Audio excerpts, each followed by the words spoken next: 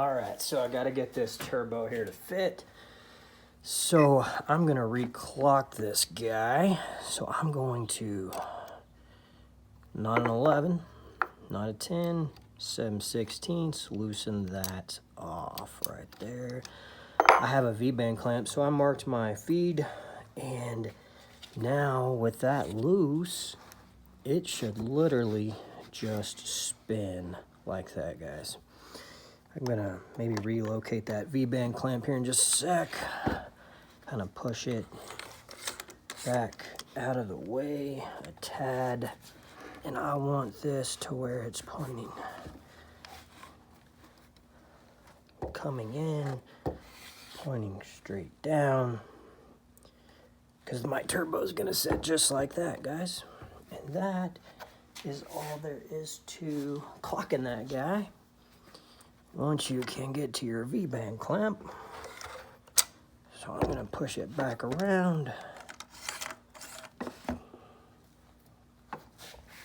And now, just simply tighten this bad boy back up a tad. They don't have to be super snug, guys. So, you know, they need to be tight. You don't want this thing spinning at all. But I'm not gonna tighten it up super tight right now. I'm gonna leave it fairly loose, because I've got just, you know, fabricating this thing in. I'm gonna be moving it all over the place. So that's kind of what's important. This is the drain, so the feed needs to be on the top. So the feed line's gonna come down and the drain's gonna come out. Usually the drain line's gonna be a little bigger, you know, like Precision and some of these guys. This is a V&S Racing turbo. Precision even says like they, on their 88 plus turbos, they go with a 10AN, which, I mean, I got plenty of room in there for bolts. It is not tight.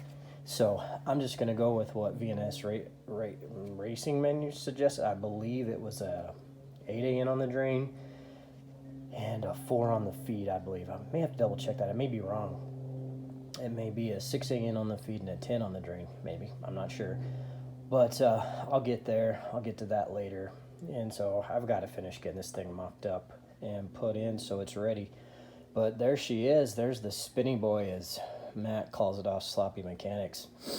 And I think I'm going to throw the wastegate right off the side on that guy.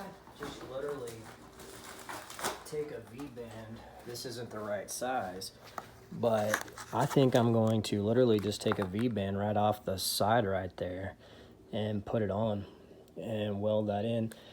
I've been doing a lot of welding on cast lately, and so I'm getting pretty good at it. I'm getting familiar with it. I mean, I look at my welds and I'm like, man, it's not the best, but you know, I'm learning, and it's part of the learning process. So, but anyway, I think that's what I'm gonna do, and then my exhaust will go right out, down, right through there, just like that. So it's gonna sit right here. It's gonna come off that.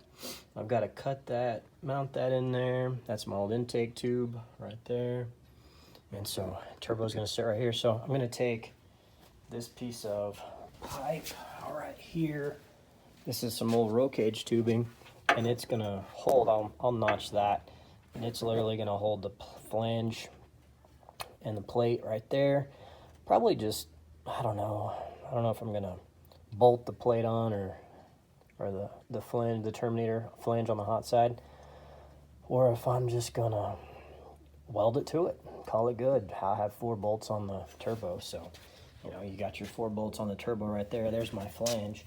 So I'm not for sure if I'm just gonna like weld it to it at an angle, not like that, but like that, or what I'm gonna do yet, or just put a piece of flat plate on the bottom of that guy and put 2 bolts, drill 2 holes to a piece of plate, weld it to that, or maybe I might slot it, just go across, put 2 holes in it, come across with some plate. I got plenty of plate from that roll cage build, so you know, it's just putting all your spare parts together. But that is basically it, guys. That's all there is to it. So anyway, you guys have a good afternoon, and I'll have a lot more videos coming. I got to do a lot of editing and things like that. But anyway, you guys have a good afternoon.